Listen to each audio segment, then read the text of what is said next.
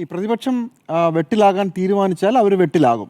NSSന്റെ പിന്തുണ BJPക്കില്ല, കോൺഗ്രസിനില്ല എന്നുള്ളത് NSSന്റെ general secretary പറഞ്ഞു കഴിഞ്ഞു. ആ കാര്യത്തിൽ വ്യക്തം. പക്ഷേ അതിന് മറുപടി കൊടുക്കണ്ട, അങ്ങനെ പറഞ്ഞുകൊണ്ട് വെള്ളാപ്പള്ളി നടേശനും ഇപ്പോൾ സുകുമാരൻ നായർ ഉന്നയിച്ച വിമർശനങ്ങൾക്ക് മറുപടി കൊടുക്കണ്ട എന്ന് തീരുമാനിച്ചിട്ടാണ് പ്രതിപക്ഷം വെട്ടിലായത്. ഇപ്പോൾ ഉദാഹരണത്തിന് സുകുമാരൻ നായർ NSSന്റെ ജനറൽ സെക്രട്ടറി പറഞ്ഞ 3 പ്രധാനപ്പെട്ട കാര്യങ്ങൾ. ഈ കാര്യത്തിൽ കോൺഗ്രസിന് യാതൊരു തരത്തിലുള്ള ആത്മാർത്ഥതയുമില്ല. സർക്കാരാണ് ഇതിനകത്ത് എല്ലാ കാര്യങ്ങളും ചെയ്തത്. BJP വഞ്ചിച്ചു. അതിൽ ആദ്യത്തെ കാര്യം തന്നെ എടുക്കാം. കോൺഗ്രസിന് ഈ കാര്യത്തിൽ ആത്മാർത്ഥതയില്ല. 2, CPM വേണമെങ്കിൽ സ്ത്രീകളെ കയറ്റാമായിരുന്നു, പക്ഷേ സ്ത്രീകളെ കയറ്റിയില്ല. 2018 കോടതിയുടെ കാര്യമാണ്. 2018-19 ശേഷം 6-7 വർഷം കഴിഞ്ഞു. എന്തുകൊണ്ടാണ് കേരളത്തിലെ ഒരു പ്രതിപക്ഷ നേതാവും പ്രതിപക്ഷ പാർട്ടിയും ചോദിക്കാത്തത്? ശ്രീ സുകുമാരൻ നായർ 7 വർഷം കഴിഞ്ഞ് ഇപ്പോഴാണോ ഈ കാര്യത്തിൽ ബോധോദയം ഉണ്ടായത്? ഇത്രയും കാലം മനസ്സിലായില്ലേ? ഇത് അന്ന് ചെയ്യാമായിരുന്ന കാര്യം അന്ന് CPM സർക്കാരും ചെയ്തില്ല എന്നാണ് പറഞ്ഞത്. അതിനാരും ചോദിച്ചില്ല. 2, BJP ഇതേ യുക്തി. BJP എന്തുകൊണ്ടാണ് നിയമം ഉണ്ടാക്കാമെന്ന് പറഞ്ഞിട്ട് പറ്റിച്ചത്? അത് അന്നേ പറ്റിച്ചതാണ്. ഇത്രയും കാലം പറ്റിച്ചുകൊണ്ടേ ഇരിക്കുകയായിരുന്നു. ഇപ്പോഴാണ് NSSന് അങ്ങനെ ഒരു കാര്യത്തിലും ബോധോദയം ഉണ്ടായത്. 3, കോൺഗ്രസ്സിന് ഒരു കാര്യത്തിലും ആത്മാർത്ഥത ഉണ്ടായിരുന്നില്ല. നാമജപ ഘോഷയാത്ര ഞങ്ങളാണ് തുടങ്ങിയത്, അതിനുശേഷമാണ് കോൺഗ്രസ് ഞങ്ങളോടൊപ്പം ചേർന്നത്. ഇതും അന്ന് നടന്ന കാര്യമാണ്. എന്ന് മാത്രമല്ല, ഇതൊക്കെ കഴിഞ്ഞിട്ടാണ്, ഈ പറഞ്ഞ കാര്യങ്ങൾ മുഴുവൻ കഴിഞ്ഞിട്ടാണ് സർക്കാർ സ്ത്രീകളെ കയറ്റാതിരുന്നതിന് ശേഷവും BJP നിയമം ഉണ്ടാക്കാനെന്ന് പറഞ്ഞ് പറ്റിച്ചതിന് ശേഷവും നാമജപ ഘോഷയാത്രയിൽ ആദ്യം കോൺഗ്രസ് പങ്കെടുക്കാതിരുന്നതിന് ശേഷം പിന്നീട് വന്നതിന് ശേഷവുമാണ് 2021 ഈ സർക്കാർ തോക്കണം എന്ന് പറഞ്ഞത്. അപ്പോൾ ഈ 3 കാര്യങ്ങളിലും ഇപ്പോഴെങ്ങനെയാണ് NSSന് ബോധോദയം ഉണ്ടായതെന്ന് ചോദ്യം കേരളം ചോദിക്കേണ്ടതാണ്. ആ ചോദ്യം ഇന്നുണ്ടായില്ല. അതാണ് ഞാൻ മിസ് ചെയ്തൊരു കാര്യം. കേരള രാഷ്ട്രീയത്തിൽ ഇങ്ങനെ ഒരു വാക്യൂം ഞാൻ കേട്ടിട്ടില്ല. ഗംഭീരമായി ചോദിക്കുകയും അതിന് മറുപടി പറയുകയും അതിലൊരു സംവാദം ഉണ്ടാവുകയും ചെയ്യുന്നതാണ് കേരളത്തിൻ്റെ രാഷ്ട്രീയ ചരിത്രം. അത് പ്രതിപക്ഷത്ത് ഇരിക്കുമ്പോൾ CPM, ഭരണപക്ഷത്തായാലും CPM കൃത്യമായി ചെയ്തിട്ടുണ്ട്. അങ്ങനൊരു ചരിത്രം നമുക്കുണ്ടല്ലോ. ഇപ്പോൾ മുടി പ്രവാചകൻ്റെ ആയാലും മനുഷ്യൻ്റെ ആയാലും ബോഡി വേസ്റ്റ് തന്നെയാണെന്ന് പറഞ്ഞത് ആരാ? അത് പിണറായി വിജയനാണ്. അതിനുശേഷം അതുപോലെ വിഴിഞ്ഞതും അതിനുശേഷം ആ സംഘടനയുടെ തോളോട് ചേരാനും അവർക്ക് പറ്റും. ഇപ്പോൾ 2 തവണ വെള്ളാപ്പള്ളി നടേശനെതിരെയും സുകുമാരൻ നായർക്കെതിരെയും പ്രതിപക്ഷ പാർട്ടി സെക്രട്ടറി ആയിരുന്നപ്പോൾ പിണറായി വിജയൻ സംസാരിച്ചിട്ടുണ്ടല്ലോ. ആദ്യത്തെ തവണ വെള്ളാപ്പള്ളി നടേശനെതിരെ അതിരൂക്ഷമായ വിമർശനമാണ് ഉന്നയിച്ചത്. കേരള തൊഗാടിയാകാൻ ശ്രമിക്കുന്നു എന്ന് പറഞ്ഞതാരാണ്? അത് പിണറായി വിജയനാണ്. കാലത്തിനനുസരിച്ച് അന്ന് മുഖ്യമന്ത്രി ആയിരിക്കുമ്പോഴാണ് NSSനെതിരെ പറഞ്ഞത്, കാലത്തിനനുസരിച്ച് മാറിയില്ലെങ്കിൽ പ്രസ്ഥാനങ്ങളെല്ലാവരും ചരിത്രത്തിൻ്റെ ചവറ്റുകുട്ടയിലായി പോകും. അതും NSSനെ കുറിച്ച് പറഞ്ഞതാണ്. ഈ പറഞ്ഞതെല്ലാം CPMൻ്റെ നേതാക്കന്മാരാണ്. അതിനുശേഷം അതിന് ഇങ്ങോട്ടൊരു തിരിച്ചടി ഉണ്ടാകുന്നു, അതിനൊരു മറുപടി ഉണ്ടാകുന്നു. അങ്ങനെ കൊടുത്തും കൊണ്ടുമാണ് കേരളത്തിലെ രാഷ്ട്രീയ ഡയലോഗുകൾ പോയിട്ടുള്ളത്. അങ്ങനെയാണല്ലോ ജമാഅത്തെ ഇസ്ലാമിയുമായി തോളോട് തോൾ ചേർക്കുക, അതിനുശേഷം അവർ വെൽഫെയർ പാർട്ടി ഉണ്ടാക്കിയതിന് ശേഷം അവരുമായി തെറ്റുമ്പോൾ അവർക്കെതിരെ ശക്തമായ വിമർശനം ഉന്നയിക്കുക. എന്തായാലും പറയാനും തിരിച്ചു പറയാനും ഉള്ള ഒരു രീതി, അതാണ് ഒരു രാഷ്ട്രീയത്തിൻ്റെ അടിസ്ഥാനം. എന്തുകൊണ്ടാണ് ഇന്ന് കേരളത്തിലെ പ്രതിപക്ഷത്തിന് അതുണ്ടാകാതെ പോയത്? വളരെ ലളിതമായി ചോദിക്കാവുന്ന 3 ചോദ്യങ്ങൾ. ഈ ചോദ്യത്തിന് NSSന് മറുപടി പറഞ്ഞേ പറ്റൂ. അപ്പോൾ കോൺഗ്രസ് എന്താണ് പ്രതീക്ഷിക്കുന്നത്? കോൺഗ്രസ് പ്രതീക്ഷിക്കുന്നത് ഇപ്പോഴും ഒരു ഡീൽ ഉണ്ടാകും, എന്തെങ്കിലും രീതിയിൽ ഒരു കോംപ്രമൈസ് ഉണ്ടാകുമെന്നാണ്. നോക്കൂ, കഴിഞ്ഞ 1 വർഷമായി SNDP യോഗം ജനറൽ സെക്രട്ടറി വെള്ളാപ്പള്ളി നടേശൻ പ്രതിപക്ഷ നേതാവിനെ ശരിക്കും പരിഹസിക്കുന്നുണ്ട്. ഏറ്റവും അവസാനം ഒരു രക്ഷയില്ലാതെന്നപ്പോൾ ശ്രീ VD സതീശൻ മുക്കി മൂളി എന്തോ ഒന്ന് പറഞ്ഞു എന്നല്ലാതെ ശക്തമായ ഒരൊറ്റ നിലപാടും VD സതീശൻ്റെ ഭാഗത്തുനിന്ന് വരുന്നില്ല. പോട്ടെ, അത് വ്യക്തിപരമായുള്ള ആക്രമണമായി ജനം കരുതും. കോൺഗ്രസ്സുകാർക്ക് എന്താ മിണ്ടിയാൽ? അപ്പോൾ സമുദായ സംഘടനകളോട് എല്ലാ കാലത്തുമുള്ള ഒരു വിധേയത്വം കോൺഗ്രസ് കാണിച്ചുകൊണ്ടേയിരിക്കുന്നു. എപ്പോഴെങ്കിലുമൊക്കെ ഒരു പ്രതീക്ഷ ഉണ്ടാകും, എപ്പോഴെങ്കിലും ഞങ്ങളെ സഹായിക്കുമെന്ന് പ്രതീക്ഷിക്കുന്നു. അത് കാത്തിരിക്കുകയാണ്.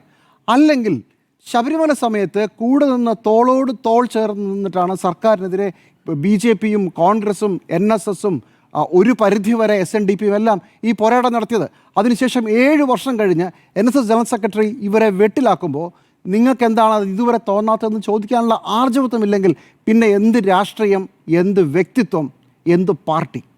ഇതാണ് എനിക്ക് മനസ്സിലാവാത്തൊരു ചോദ്യം. എനിക്ക് അടുത്തത് NSSനോടാണ് ചോദിക്കേണ്ടത്. നിങ്ങൾക്കിത് അറിയാത്ത കാര്യമല്ല.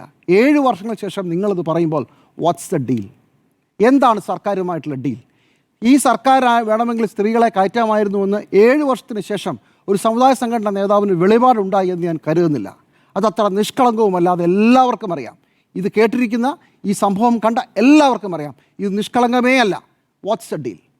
വെള്ളാപ്പള്ളി നടേശനുമായിട്ടുള്ള ഡീൽ എന്താണ് ഭരണപക്ഷത്തിന്? നമുക്ക് ചില ഉദാഹരണങ്ങളൊക്കെ ഉണ്ട്. ഇപ്പോൾ 2 ആഴ്ച മുമ്പാണ് ഹൈക്കോടതിയിൽ വെള്ളാപ്പള്ളി നടേശൻ പ്രതിയായ case, micro finance case, micro finance കേസിൽ വെള്ളാപ്പള്ളി നടേശൻ പ്രതിയാണ്. അതിൻ്റെ അന്വേഷണം അവസാന ഘട്ടത്തിലെത്തി നിൽക്കുമ്പോൾ അന്വേഷണ ഉദ്യോഗസ്ഥനെ മാറ്റുന്നു. ആ അന്വേഷണ ഉദ്യോഗസ്ഥനെ മാറ്റുന്നത് സർക്കാരുമായുള്ള ഒത്തുകളിയാണെന്ന് പറഞ്ഞ് കോടതിയിൽ കേസ് പോകുന്നു. അവിടെ വെച്ച് കോടതി ആ നീക്കം തടയുകയാണ്. എന്നിട്ട് കോടതി പറയുന്നു, ഇത് സർക്കാരുമായി ചേർന്നുള്ള ഒരു ഒത്തുകളിയാണോ എന്ന് ഞങ്ങൾക്ക് സംശയമുണ്ട്, തൽക്കാലം ആ വിഷയത്തിലേക്ക് കടക്കുന്നില്ല, പക്ഷേ എന്തായാലും അത് ഞങ്ങൾ സ്റ്റേ ചെയ്യുന്നു. അങ്ങനെ കേരളം ഒരു കാലത്ത് കൊടുമ്പിരി കൊണ്ട വി സച്ചിദാനന്ദൻ വിടാതെ പിടികൂടിയ മൈക്രോ ഫിനാൻസ് കേസിൽ ഒരു ഡീൽ സർക്കാരുമായി നടന്നു കഴിഞ്ഞതേ ഉള്ളൂ. കോടതി അത് വെട്ടി ദൂരെ കളഞ്ഞു. പക്ഷേ ഇങ്ങനെ ചില ഇടപാടുകളുണ്ട്. ഇനി രാഷ്ട്രീയമായിട്ടാണെങ്കിലോ 2021 വരെ, അല്ലെങ്കിൽ ഈ കഴിഞ്ഞ കഴിഞ്ഞ ലോക്സഭാ തെരഞ്ഞെടുപ്പ് വരെ, അതായത് 2024 വരെ സർക്കാരിന് വളരെ വലിയ ന്യൂനപക്ഷ പ്രണയം. ആ ന്യൂനപക്ഷ പ്രണയം അതിന് വിട്ടു. അതുകൊണ്ടാണ് ഹിന്ദു വോട്ടുകൾ നഷ്ടപ്പെട്ടതെന്ന് അവർ കരുതുന്നു. അതുകൊണ്ട് സ്ഥിരമായി മുസ്ലിങ്ങളെ ഭർസിക്കുന്ന വെള്ളാപ്പള്ളി നടേശനെ കൂടെ കൂട്ടുക, സ്റ്റേറ്റ് കാറിൽ കൂടെ കൊണ്ടുവരിക.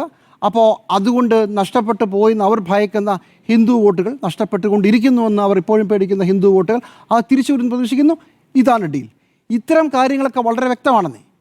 പക്ഷേ ഇത് ചോദിക്കാനും മറുപടി പറയാനും അതിൽ നിന്ന് അടുത്ത ഘട്ടത്തിലേക്ക് കടക്കാനും ഒരു ആർജവുമില്ലെങ്കിൽ കേരളത്തിൽ രാഷ്ട്രീയ ചർച്ചകളും അടുത്ത കാര്യത്തിലേക്കുള്ള മുന്നോട്ടുള്ള പോക്ക് നടക്കില്ല. ഇത് ആരെങ്കിലുമൊക്കെ സമുദായ സംഘടനകൾ എന്തു പറഞ്ഞാലും, ഇപ്പോൾ സ്ഥിരമായി NSS ജനറൽ സെക്രട്ടറി പറയുന്ന ഒരു കാര്യമുണ്ട്, പണ്ട് എൻ്റെ തിണ്ണ നിറങ്ങുമായിരുന്നു ഇവർ, ഇപ്പോൾ ഒരുത്തനെയും കാണുന്നില്ല. അപ്പോൾ മറുപടിയില്ല.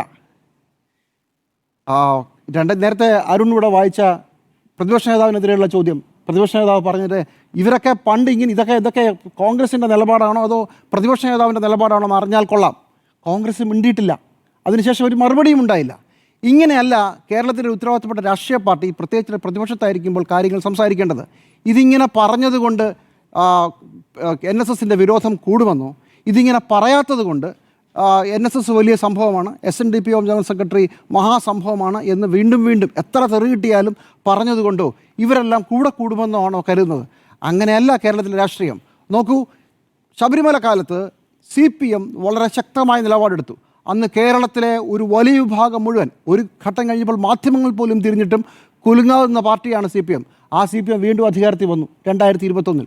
ഇപ്പോൾ അതേ CPM വളരെ നിലപാട് നിന്ന് നേരെ തിരിച്ചു മാറുകയാണ്. അവിടെയും പറയുന്നവരൊരു ആർജവത്വമുണ്ട്. ഇന്ന് പറയുന്നത് നാളെ പറയുന്നവരെല്ലാം തൽക്കാലത്തേക്ക്, കുറച്ചു കാലം കഴിയുമ്പോൾ മാറ്റുമില്ലെന്നുള്ള വേറെ കാര്യം. പക്ഷേ കാര്യങ്ങൾ വ്യക്തമായും ആർജവത്തോടെയും പറയുക എന്നുള്ളത് ഒരു രാഷ്ട്രീയത്തിൻ്റെ അടിസ്ഥാന കാര്യമാണ്. ഇത് എങ്ങനെ വേണമെങ്കിലും വളച്ചാൽ എങ്ങോട്ട് വേണമെങ്കിലും തിരിയും എന്ന ഒരു നിലപാടുമായിട്ടാണ് പോകുന്നതെങ്കിൽ ഇനിയും കേരളത്തിൻ്റെ പ്രതിപക്ഷം ഇതുപോലെയുള്ള പുലയാട്ടുകൾ കേൾക്കും, വല്ലാത്ത തെറിവിളി കേൾക്കും. തിരിച്ച് ചോദിക്കേണ്ട ചോദ്യമാണെങ്കിൽ ആരും ചോദിക്കുന്നുമില്ല. അതുകൊണ്ട് പ്രതിപക്ഷത്തിനോട് ഞാൻ ചോദിക്കുന്നു, വെള്ളാപ്പള്ളി നടേശൻ്റെ കാര്യത്തിൽ അദ്ദേഹത്തിന് CPM-ആയിട്ടുള്ള ബന്ധം മനസ്സിലാവും. പക്ഷേ NSS ഈ 7 വർഷം എവിടെയായിരുന്നു? 7 വർഷമായി ഈ പറഞ്ഞ കാര്യങ്ങളെല്ലാം നടന്നിട്ട് 7 വർഷം കഴിയുന്നു. അതുവരെ മിണ്ടാതിരുന്ന NSS-ഉം NSSൻ്റെ ജനറൽ സെക്രട്ടറിക്കും ഇപ്പോൾ എങ്ങനെയാണ് BJP-യും കോൺഗ്രസും മോശക്കാരായത്? അതിനുള്ള ഒരു കാരണം, ആ 7 വർഷത്തെ കാലതാമസത്തിനുള്ള കാരണം കൂടി NSS ജനറൽ സെക്രട്ടറി വിശദീകരിക്കണം. അവിടെ